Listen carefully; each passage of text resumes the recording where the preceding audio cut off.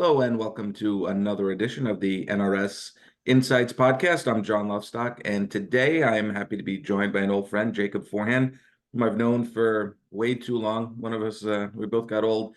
Jacob has been a leader in the industry for almost 2 decades in various roles in convenience stores. Now he's taking his skill set and he co-founded a technology company called Trike that is really doing some really cool things on the tech side to help retailers train and really tackling innovation to help employees. So that I'd like to turn it over to Jacob. So welcome, Jacob. How are you? Thank you, John. Thanks for being here. Appreciate the invite. Oh, I'm really glad to. We've been talking about this for a while, so I'm glad to have you on. And I'd like you to tell us a little bit about Trike and kind of what led you to go over to the tech side. Sure. Yeah, I'm not a tech person by any means. I'm a convenience store operator through and through. Both in my HR and operations days, over to your point, the last decade or so, definitely experienced similar problems from one company to the next. And always had the benefit, the opportunity to be over training department. Sometimes it felt more like a burden than a responsibility. I'm sure others in the training field can kind of commiserate there.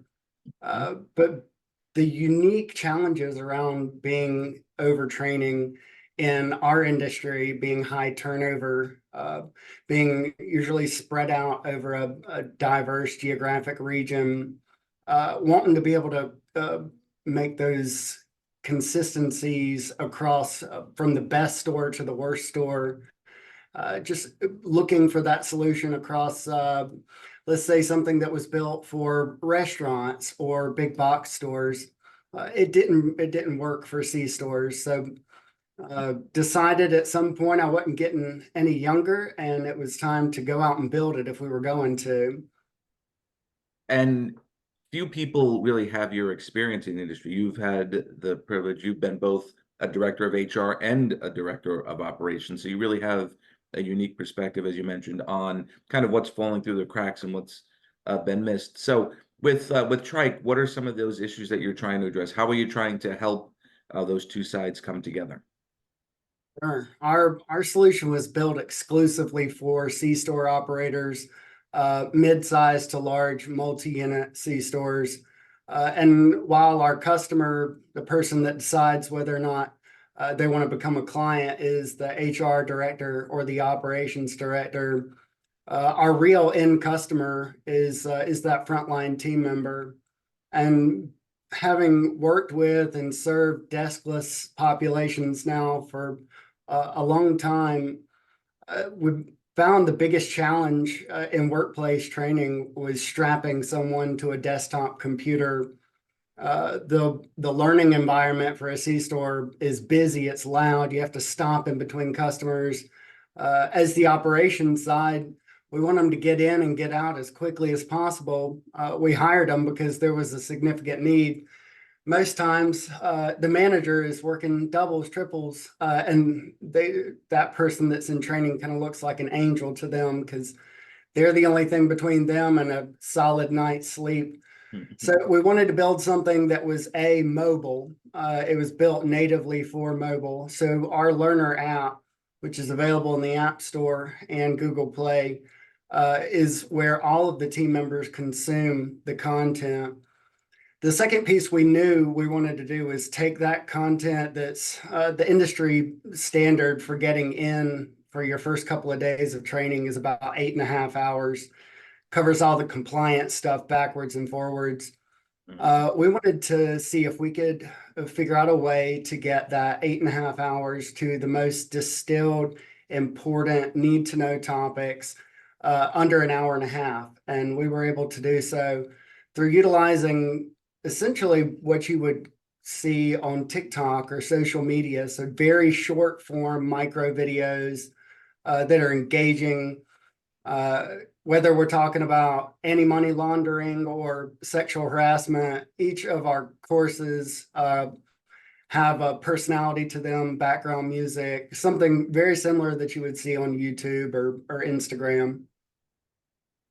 And with all of the age restricted materials in convenience stores, it sounds just like it's a natural fit for our industry.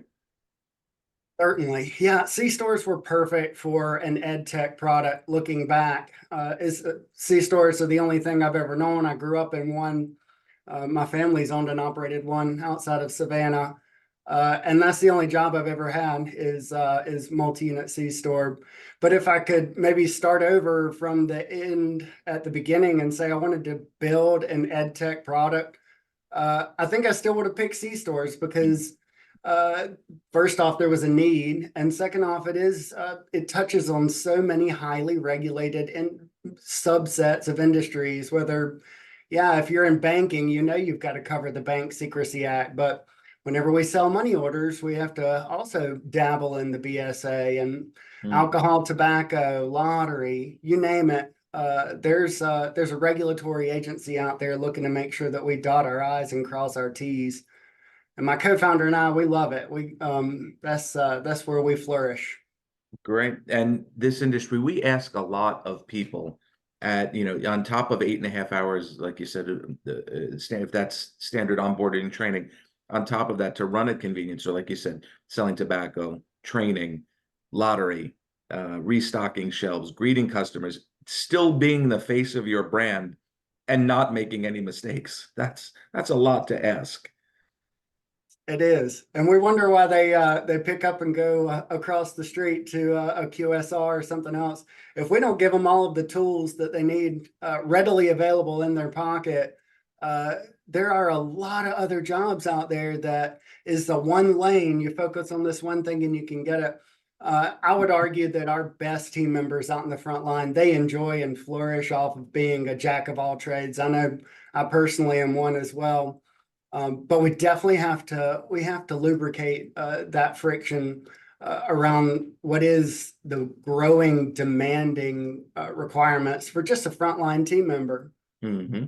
So how can folks learn more about Trike, learn more about what your services are, and get information? Absolutely. They can visit us at trike.co. That's trike.co.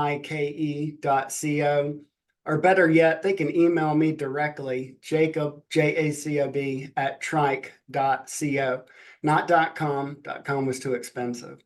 One day.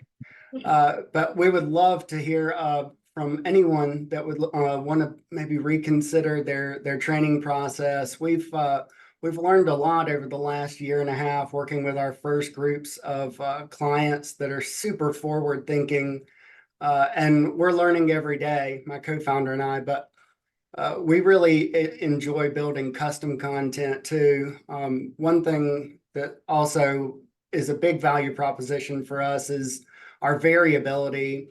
We don't believe that one size should fit all, even in something bespoke for the C-store industry. So, as just a thank you to any of our customers, we've built a welcome to the family video. The things that as a mid-size group, I was unable to build, I didn't have the budget for, but I sure would have loved to have.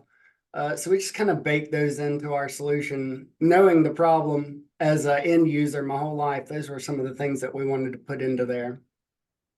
So now, as I mentioned, you have quite a bit of experience in the C-store industry. Now you start reaching out and bringing this product to market.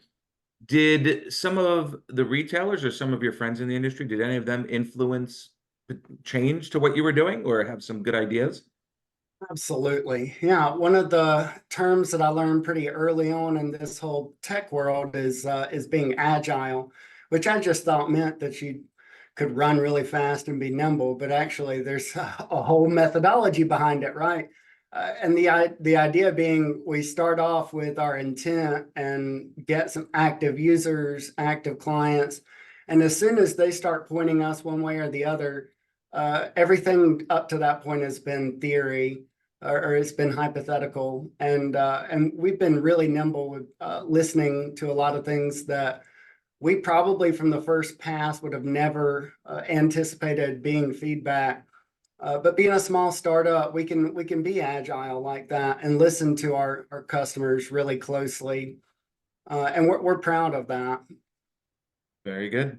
All right. So one last question on on the retailers and the HR. Who, as of right now, are you finding that you're getting reached out or contacted by? Is it HR people? Is it operations people? Is it a mixture of both? Who does this appeal to on the C-store side? I think some of this speaks to my internal battle that I had going on between swapping between director of operations and director of HR over my career.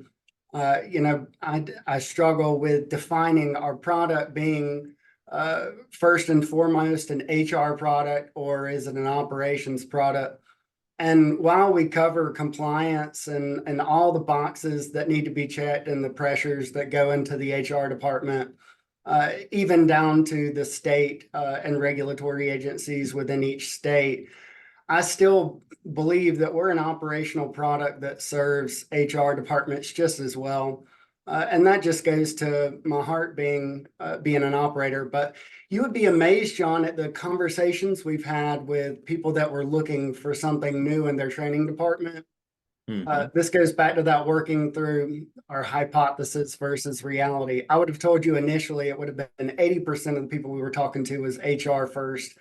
And it's actually been the opposite. The 80% of the folks that we've been talking to are directors of food service, directors of operations. That disconnect between the gotta have it with HR and the operations needs to have it. We really want to be that product that bridges that gap, that solution that can bring HR and operations together, kind of like they bounce around in my head most days.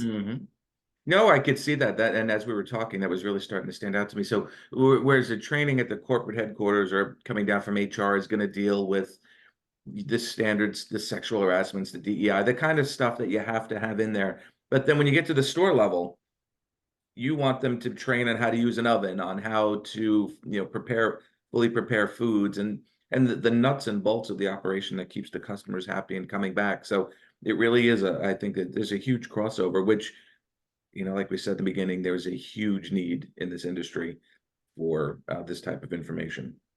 No question. Deserves it. It deserves it for sure. If you think about some of the best operators that we all want to grow up and be one day, the devil is in the details for them. And it's hard to get that stuff documented and shared. We hope that we build a solution that allows for that a lot easier. But those are the differences between the groups that we think about in our heads as the winners versus the ones that kind of fall to the middle of the pack. And we've been really lucky to find some groups that want to lead the pack. Excellent. All right. So you mind sharing that website address and your email again, and I'll make sure we include it in the write-up. Absolutely. My founder and I are available 24/7. We work on C-Star hours, but it's Jacob, Jacob, at Trike, trike.co.co. Or you can fill out a reach out to us at trike.co, trike.co.